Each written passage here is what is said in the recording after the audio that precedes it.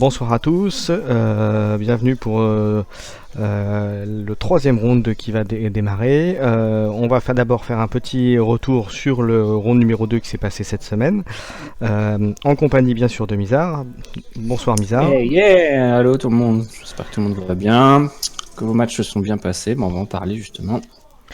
Alors déjà je tiens à dire que le round 2 c'est quand même globalement mieux passé que le round 1 de manière générale.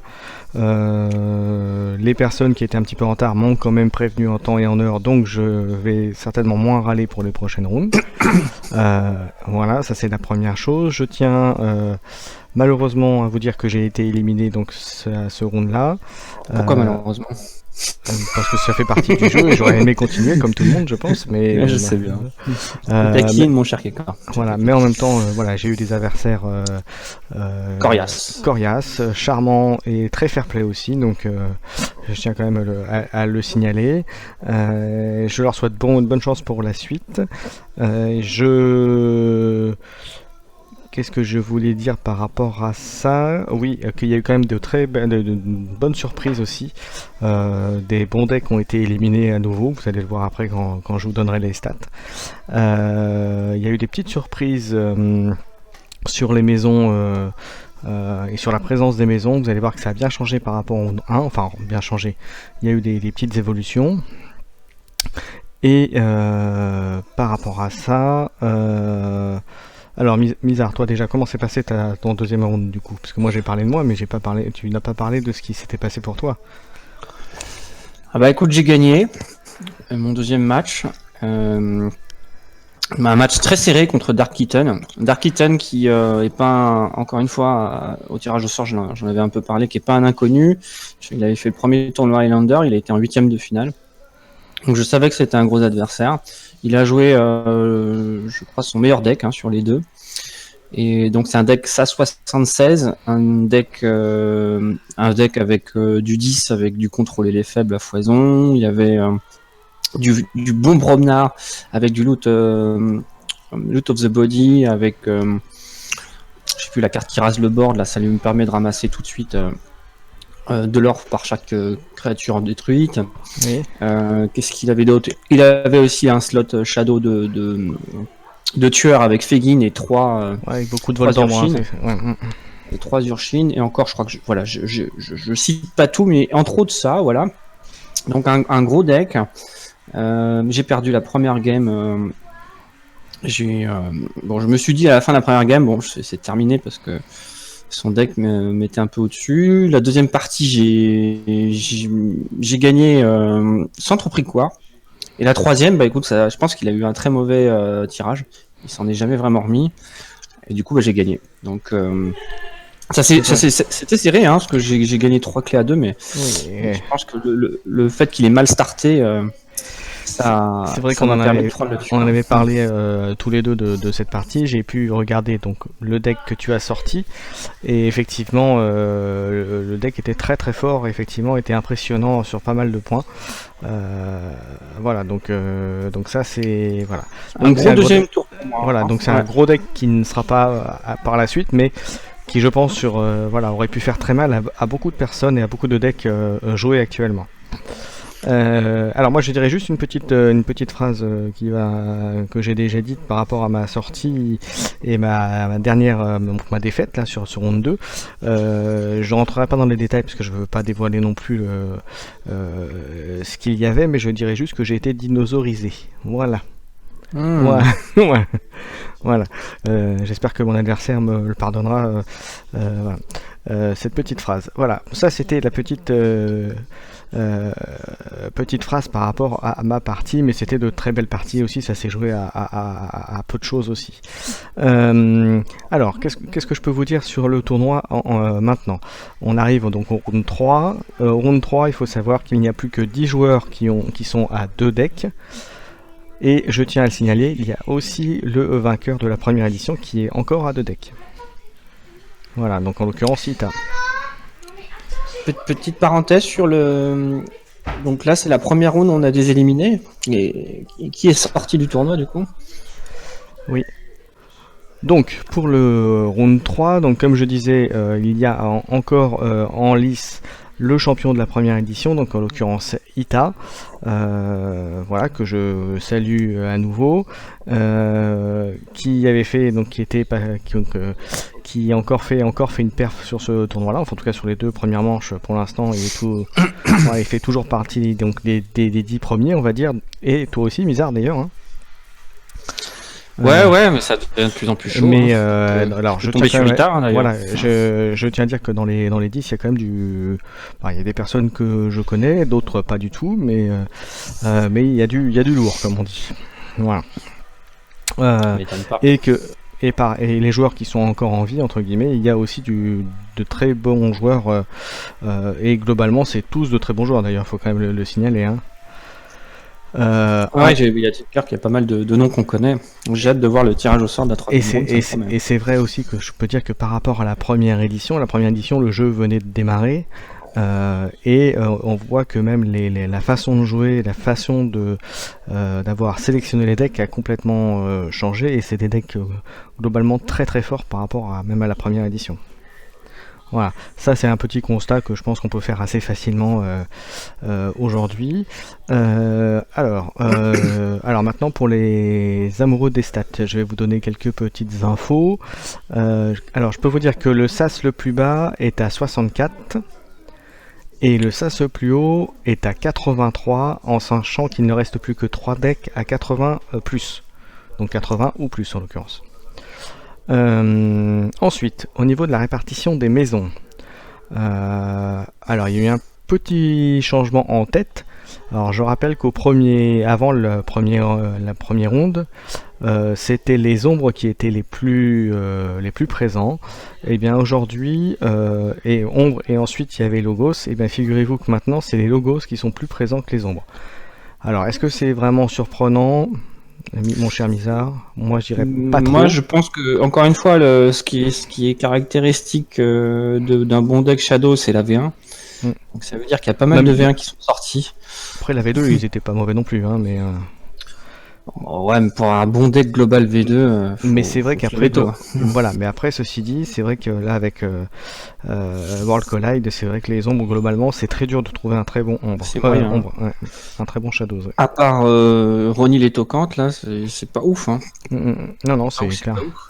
Non, mais logos après, de toute façon, quelle que soit l'extension, c'est très fort, donc pas une surprise pour moi de les voir en tête de liste. Voilà, ils étaient deuxièmes au départ, maintenant ils sont premiers. Il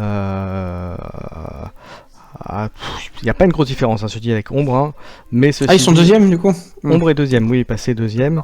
Mais ceci dit, mais par contre, ceci dit, pour vous donner un ordre d'idée, Ombre a perdu quand même, si je me trompe pas, 17 decks éliminés en deux rounds.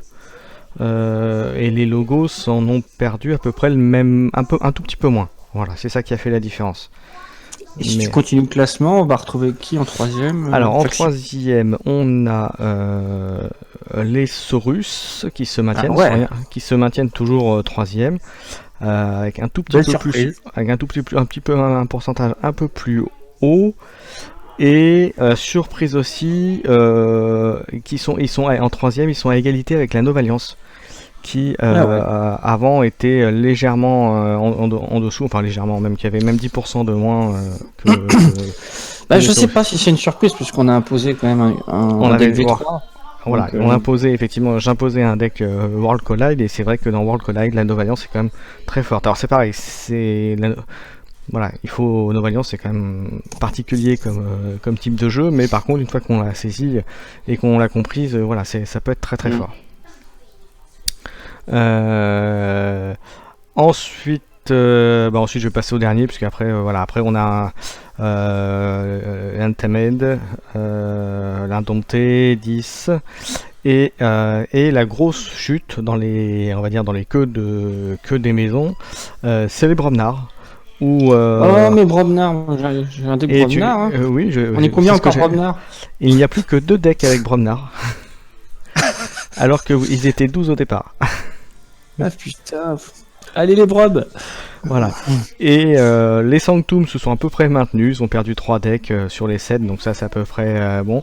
Et les Mars ont perdu la moitié de leur deck à peu près. Donc voilà. Voilà. Pour donner un peu un ordre d'idée sur les maisons qui sont un peu voilà, sur Sanctum et Mars qui étaient sortis sur ce World Collide. Cord, tu saurais me dire là pour revenir au SAS, on a parlé tu nous as donné une fourchette de SAS 64 à 83. C'est quoi la moyenne finalement de SAS? Alors, pour être franc avec vous, je ne l'ai pas faite, mais je pense que ça doit être autour 74-75, un truc comme ça. Ah, quand même, c'est fort, Voilà. hein. C'est très haut. Hein. Je pense que les decks, les 3 quarts sont dans les 70 maintenant. Ok. Voilà. Donc des gros matchs pour tout le monde maintenant, hein, c'est clair. Ouais. Non, ça va être des gros matchs, des gros decks, donc il faudra faire attention. Alors pour ceux comme toi, Misard, qui avaient 2 decks, il faudra essayer de bien analyser ce sur quoi tu peux tomber en face, puisque du coup, ça veut dire que gros deck disent probablement des combos à l'intérieur, donc aussi bien pour toi que pour eux d'ailleurs. Voilà. Ouais. Donc il va y avoir... Alors. Ouais, mais de toute façon à ce niveau-là, c'est clair qu'il faut. À ce moment-là, ce sera toujours des decks avec des bons trucs. C'est clair. Allez, on va commencer. Alors le tirage, je l'ai effectué un petit peu avant de faire notre petit podcast là pour indiquer le round 3. Okay. Donc je vais y aller doucement. Alors le premier, alors je vais commencer par les gens qui ont 2 decks et donc en l'occurrence bientôt toi Misard et ensuite les matchs on va dire à élimination directe puisque c'est lui qui perd sa éliminé. Voilà. Alors parmi les gens qui sont à 2 decks vont s'affronter Migliori Théodore, c'est-à-dire Totos Letis contre Cyril Serge Orpheus que je salue. Donc voilà, 2 habitués deux habitués des tournois, donc on va voir ce que ça donne. Ensuite, en deuxième match, on a Guillaume Sanchez Rafiki contre Ita. Ouais, donc là, ça va être du lourd. Je salue nos amis belges, hein, bien sûr. Voilà. Et donc, je souhaite bien du courage parce que là, voilà, ça va être du bon gros truc. Ensuite, en troisième match, écoute, mon cher Misard, c'est toi qui va affronter Michael Leitner, c'est-à-dire Chevalier aux Rasures, que je ne connais pas du tout, donc je salue aussi. Salut à toi, et puis écoute, à très vite sur Discord et sur Facebook pour organiser le match, et bonne chance à toi. Ensuite, on a Alexis Six qui va affronter Frezolo, donc un habitué.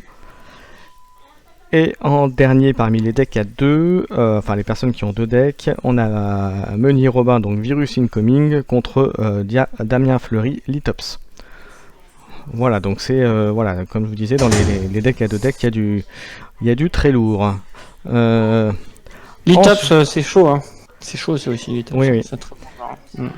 Ensuite, dans les decks à 1, on a Damien Desire. Désiré Damien qui affrontera Axel Bottornot que je salue. Ensuite on a Manéa Ruiz, donc connu sous Petit Bot, qui est un très bon joueur aussi, très bon joueur, attention à lui. Voilà, qui va affronter John 116. Ensuite on a Golgol le 27, donc Arnaud, qui va affronter notre ami belge Georges Diaz. Voilà. Professeur Plop. Salut ensuite, à toi mon ami. On a ton adversaire du round 2, Misard, Dark Kitten, qui va affronter mon adversaire du tour précédent, c'est-à-dire Druard Thomas Omnislash 460. Donc bonne chance à vous deux. Ensuite, on a Christophe Lamier, donc Chrisla77, qui va affronter mon camarade Fakir, mais à mon avis, ils se connaissent, hein, voilà. Attention, Chrislas qui a perdu son gros deck, mais bon, il faut faire attention, très gros joueur, hein, Chrislas. Voilà, je pense qu'ils ont déjà joué ensemble, étant les deux étant parisiens, je pense qu'ils ont dû déjà jouer ensemble. Ensuite, on a notre ami Phil qui va affronter Schellenberger Laurent à l'Asmus. Ensuite, on a Pilvan Nicolas Simon contre Besanier Niki qui est Kuyoko. Antoine Chakra Tonio qui va affronter notre ami Ashitaka, Sébastien. Hello Hachi. Voilà, que je salue aussi. Et en dernier, le dernier match, et ben c'est ceux qui restent, c'est-à-dire Étincelle, que je salue, qui va affronter notre ami Rover Hamilton. Voilà. Étincelle toujours aussi Voilà. un tirage difficile. Hein. Ouais. Ça va être, je pense que les deux ont de très bons decks, donc on va voir ce que ça va donner. Voilà. Et j'en profite pour vous dire que si dans la semaine vous souhaitez que je vienne voir votre partie, que je l'enregistre, ça sera volontiers et on pourra débriefer de tout ça ensemble après si vous le souhaitez. Voilà, je crois que j'ai tout dit pour les matchs, donc je le mettrai sur la vidéo. Un petit mot, juste une remarque, par rapport aussi au premier Highlander que j'avais fait. Moi, pour information, j'avais perdu j'avais perdu dès le premier tour mon match. J'étais un peu désespéré. Hein. Surtout que c'était un très bon deck. Et finalement, j'ai réussi à monter jusqu'en quart de finale avec l'autre deck. Donc pour les gens qui ont perdu un deck, je pense aussi à mon ami Dark Eaton, pour lequel le match était très serré. Faut garder l'espoir, hein. Ça peut aller au bout quand même. Oui, hein, c'est pas parce qu'on a perdu un deck. Moi, je me souviens aussi que j'ai perdu mon deck. Alors peut-être pas aussi vite que toi, je crois de mémoire, mais j'en ai perdu un assez vite aussi après la ronde d'après, je crois, ou un truc comme ça. Et ça m'a pas empêché d'arriver, je crois, dans les quarts ou un truc comme ça. Voilà. Donc vraiment, il faut pas. Voilà, c'est pas parce que vous perdez le premier que vous avez forcément perdu derrière. Hein.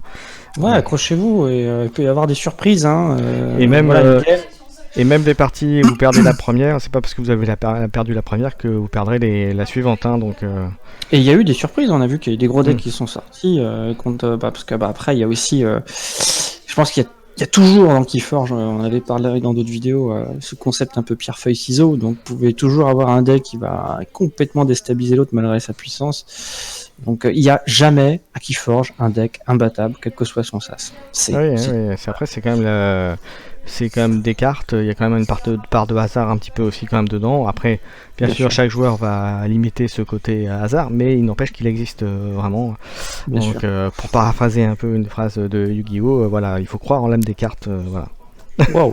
Bon, je pense qu'on va s'arrêter là, elle est belle. Voilà. Non, mais ceci dit, voilà, comme je vous dis, voilà, il faut, si vous avez choisi un deck, c'est que vous croyez en ce deck et que pour vous, c'est un deck qui est bon, et donc dans ces cas-là, voilà, à vous de le faire vivre. Eh ben, ça me paraît bien pour conclure tout ça. Écoutez, bonne chance à tous, bon match. Et puis à très vite pour le quatrième tour. Donc, voilà, on se redonne rendez-vous pour le quatrième tour. Donc comme d'habitude, je donne jusqu'au vendredi soir.